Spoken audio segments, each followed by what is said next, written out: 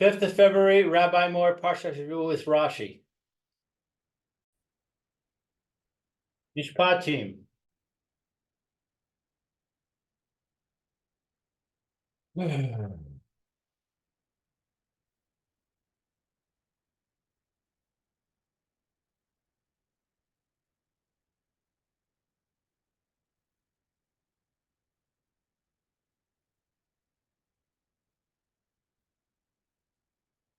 Hey. Fine. Okay, let's go.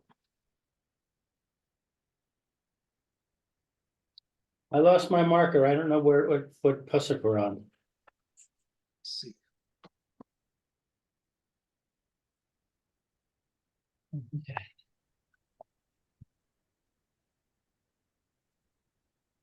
Let's see. Let's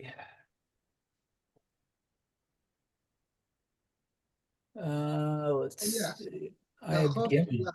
We have to. We're actually about to start Pasuk Gimel. I just wanted to point out what the difference between Chofshi and Cherus is.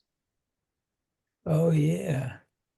Okay, Chofshi is a term used for freedom, which means a person is not bound by any restrictions whatsoever. Okay, it means he can do what he likes. Okay, that's generally what it means. And however, Cherus means acting in a way that you are willing to accept restrictions upon yourself in order to be a positive member of society. I'll give an example. Somebody who wants to be free to do as he likes, then he's not going to be necessarily a good member of society, because he won't stop at any red light. Because why can't I do what I like? Or he won't be controlled by any kind of law whatsoever.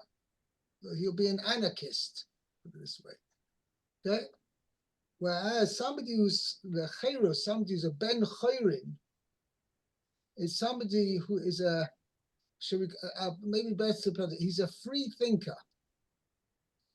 Means he's not restricted by any outside influence in thinking about the right thing, what to do, and coming to an intelligent decision how to run his life.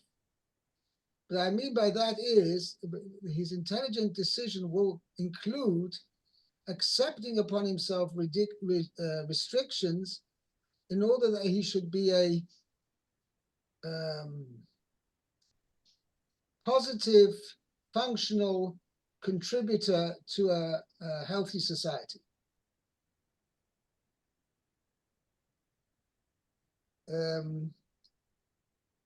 I've got I can explain a bit more in a more lengthy way, but it's going to take too much time. I don't want to spend too much time on it. But that's basically, that's chat in the Chazal.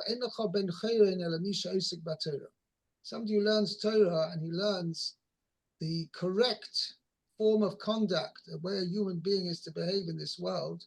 So he's the real somebody who is free.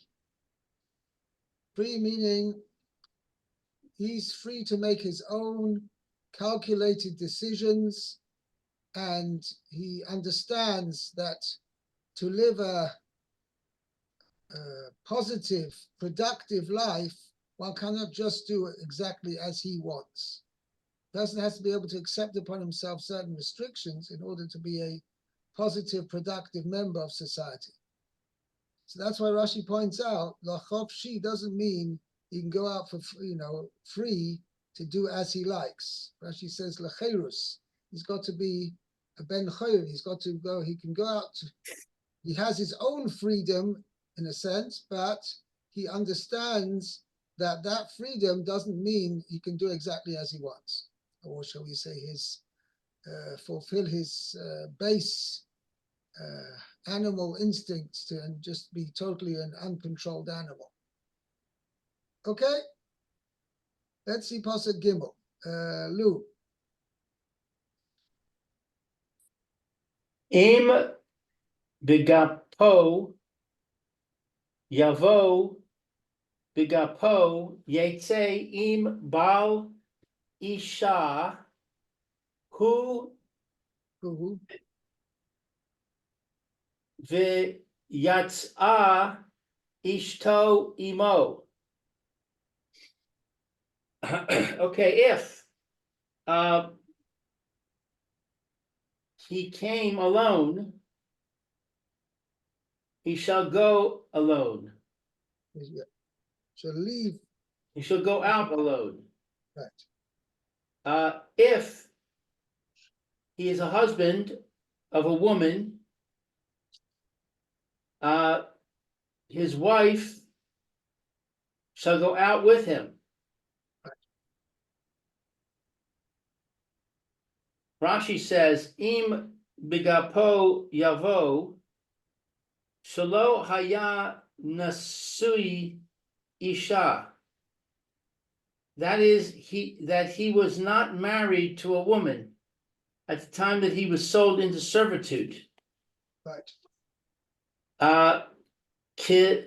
Kisar gumo im balacho dohi. Right. In other words, bekapoi means if he's alone, if he enters his master's service alone, then he will leave alone by himself. Shown bigapo bichnafo, and the term bigapo literally means in his coattail. Shelo va ella kamos shehu, that he came as he is, Yachidi, by himself. Besoch levusho bichnaf bigdo, in his clothing, in the tail of his garment. What you calling it would say in English, just the shirt on his back. Right. Bigapo yetze, he shall go out alone. Magid she'im lo haya nesui mitechila. This verse tells us that if the servant was not married at the outset of his term of servitude, ein rabo moser lo Shifcha, shafka kinanis, his master may not assign to him a Canaanite slave woman. Laholid mi mena avadim, from whom to father slaves. Im bal isha hu, if he is the husband of a woman, Yisrael lit, that is a Jewish woman. right? V'yatsa ishto imo, his wife goes out with him.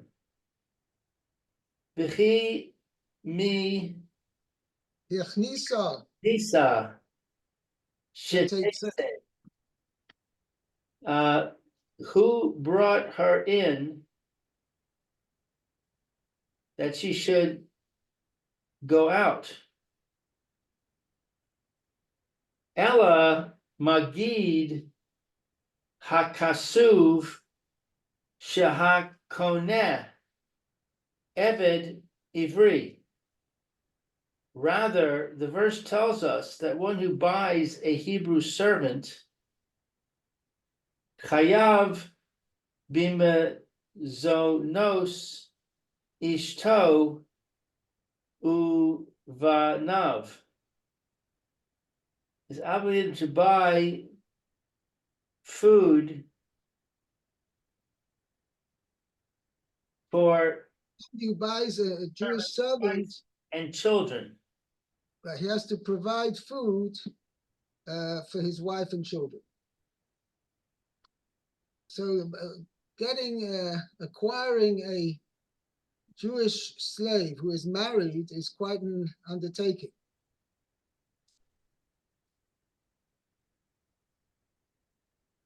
And don't forget, we're talking about somebody who has a criminal record. We're talking about somebody who's sold by Beis Din because he stole.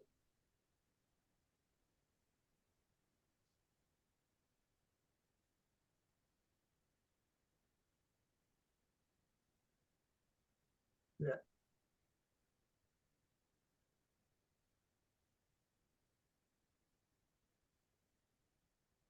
Okay. Yeah. Let's continue. Meir, Pasuk Dalet.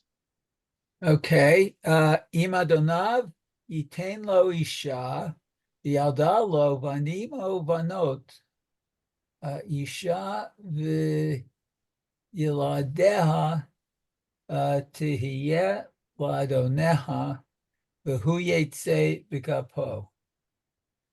Okay, so if his master gives him a woman, and she has sons or daughters. Let's see.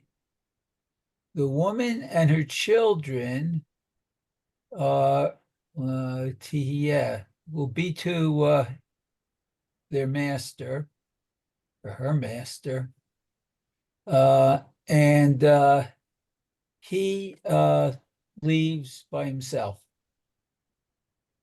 Right. Okay, so Rashi, Imadonav yitain lo isha. Okay, so if his master gives him a woman, Right. A wife. a wife, okay, By isha, the way, in Hebrew, the term for woman and the term for wife is the same. uh-huh, And Isha can mean any woman, and Isha is referred to a particular man. Ishtoi means Isha Shaloi, his wife, or his woman, literally. literally, yeah. Okay. Let's see. Okay, so it says Mikan Shaharishut Biyad Rabo. Okay, so from here, the permission is in the hand of the master, his master. From here we can derive, Sharashus Biyad Rabbi, that the master, which means has the right is in the hands of his master, which means his master is permitted, is allowed, limso lo shifcha kananis. Okay, Limsur Lo Shivcha Kanani, to give to him a Canaanite slave woman. Right. Okay, Laholid Mimena Avadim. For whom to bear slaves, I guess.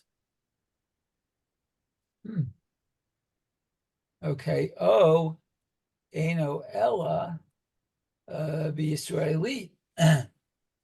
Or perhaps, let's see, this is not so with a Israelite. No, perhaps this pasuk is not referring to a Canaanite woman or Canaanite maidservant, but is referring to a Jewish maidservant. Oh, a Jewish, okay.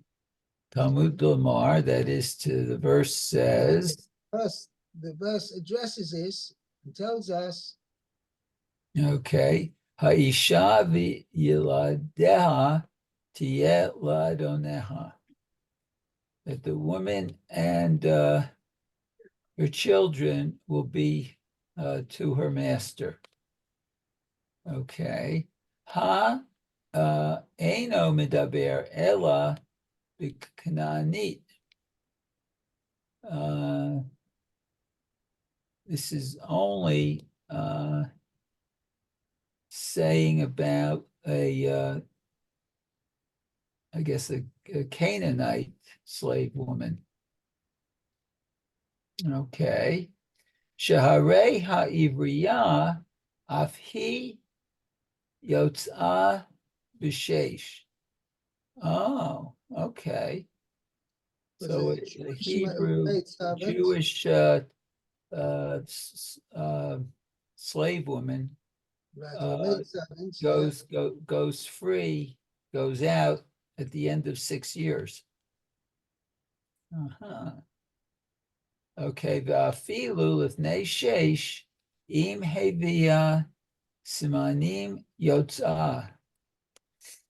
Okay, and let's see, and even before 6 years, she goes out. Yeah, Simone, if she's produced signs of puberty. Oh, signs of puberty. Oh, really? She's just able to go at that time, huh? Yes, we're going to see, learn it out from the pasuk over here.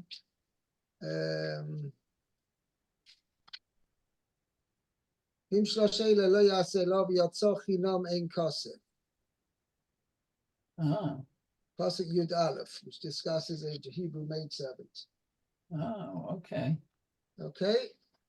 Okay, So, but here's Rashi brings another Shenemar, Achicha ha'ivri, o ha'ivriya. So, as it says, your Ivri, your male Israelite, I guess, or a female Israelite. Milamed she'af ha'ivriya yotza b'sheish. This teaches that I guess the ivriya, the female servant, goes out years. Oh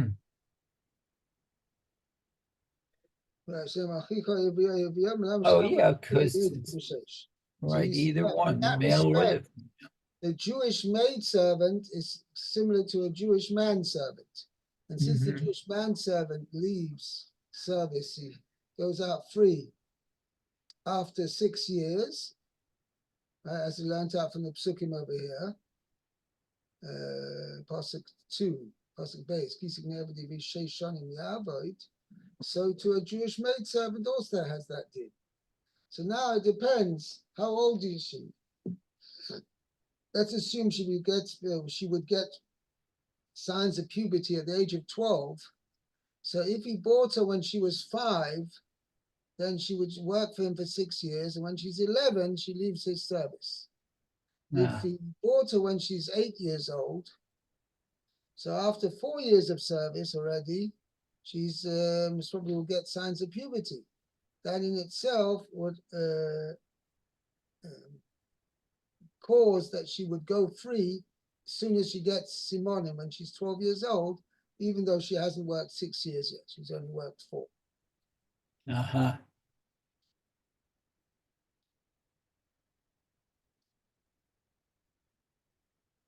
Okay? Mhm. Something else I wanted to mention, I don't remember now. Okay, let's continue.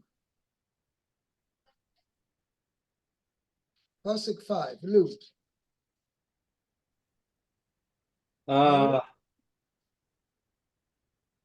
But im ve'im Amar Yomar Ha'eved Ahavti es Adoni es Ishti Ves Beni Babani I, Babanai Lo Eitze Chafshi. If the servant will say, I love my master, my wife, and my children. I will not go free. yeah, right. I do not willing to go out free. Okay, Es ishti, my wife, hashifcha. which wife are we talking about? Rashi says Hashivcha, meaning he doesn't, you know what, Rashi's got a bit of a problem. If it's referring to his Jewish wife does go out. Right? She doesn't stay as a servant. If he goes out, she doesn't stay. So what it means, I love my master, my wife, and my children. That's what kind of wife we're talking about. Obviously not his Jewish wife, because she does go out free with him. Elamite's referring to his Canaanite wife, his maidservant wife. Mhm. And similarly, when it says Bonai, it refers to his servant children. His children who may have been born from this woman over here, but they are actually not really his children, how would you say it? As far as Yuchsin are concerned, as far as pedigree is concerned, they are actually considered slaves, servants of the master. Is this a Canaanite slave or a Jewish slave? A Canaanite slave. Whereas if a Jewish servant marries or partners with a Canaanite maidservant, so his children from that union are considered slaves, considered servants. So this is a Jewish servant. No, well, yeah, the man is a Jewish servant. The woman is a non-Jewish a Canaanite maidservant. By the way, when we refer to a Evet Kanani or Shifra Kananis, it doesn't mean stam a guy off the street. It means anybody who, let's say I acquire this man or woman as a slave, not only my acquisition itself doesn't oblige me to create them to be in a status of a Evet Kanani or Shifra Kananis, but if they want to have a status of being Evet Kanani or Shifra Kananis, which means that they are, shall we call it, a halfway house proselyte, halfway house convert, then the din is they have to undergo, besides the actual acquisition, they have to undergo mila utvila. They have to be circumcised, and have to immerse themselves in a mikveh with the intention that this immersion in the mikveh will bring upon them a new status of being an Evet Kanani. An Evet Kanani is somebody who's a maid servant, Evet Kanani is a man servant who's of Canaanite origin, but he's now like a halfway Jew. And he's obliged to keep the mitzvahs just like a woman is obliged to keep the mitzvahs. Okay? But he hasn't got a full status. For instance, he can't join a minyan as is. If his master frees him, then he can join a minyan. But as long as he still has a status of being a servant, he cannot join a minyan. But he is obliged to keep all the mitzvahs. He's obliged to keep Shabbos. He's obliged to keep all the laws of purity. What do I want to say? I want to say something important. He's obliged. The Gemara says he's obliged to keep the mitzvahs like women, meaning all the mitzvahs which women are chayav. This Evet Canaan is also chayav as well. And who I did, if it's a non-Jewish maid servant who also wants to accept upon herself this semi-conversion. Okay, so if she obviously the maid servant doesn't do mila, but if she immerses herself to be that she should have a status of being a shifcha Canaanis, then she's obliged to keep the mitzvahs like all other women.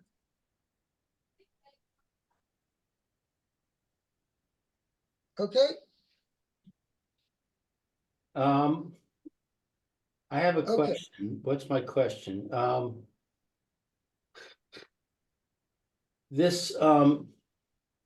So this man who is an Eved Ivri, he has a wife who is a Jewish woman. Right. He becomes an Eved Ivri. His wife remains free, but she's supported by his master. Correct. And now his master decides to give him a non-Jewish woman who is a slave, who's going to be his wife, his second wife. Correct. And now it comes time for him to go free, and he says, I don't want to go free because I don't want to leave my wife, my non-Jewish wife. Correct.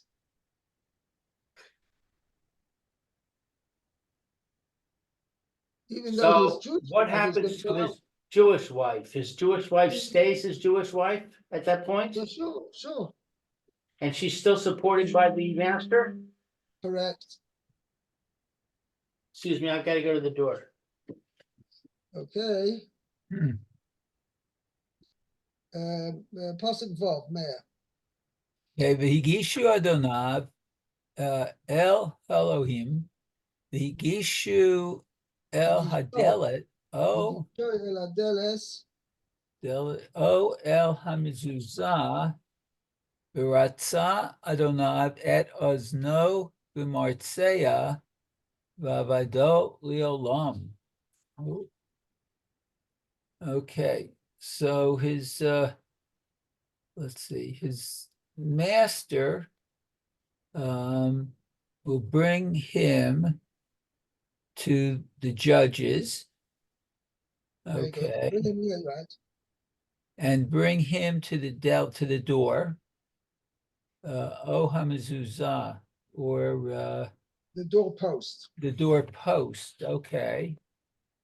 And his master will is that Pierce. pierce, okay, his ear with a martzeya, like a nail or something. With an awl. Oh, an awl. Okay. And he will serve him forever. Okay, so Rashi, et el Elohim, to the judges, lebeit din, to the court. Tzarik she'yim malech b'mochrav. He needs to Consult. Shimoleh means to consult. to consult. Oh, the sellers. Oh, So well, best in those that sold him, I guess. Who sold him to sold him to him. I guess he sold the servant to him. It's to this Jew. To this Right. Jew. Okay. El hadelet o el hamezuzah, to the door or the doorpost.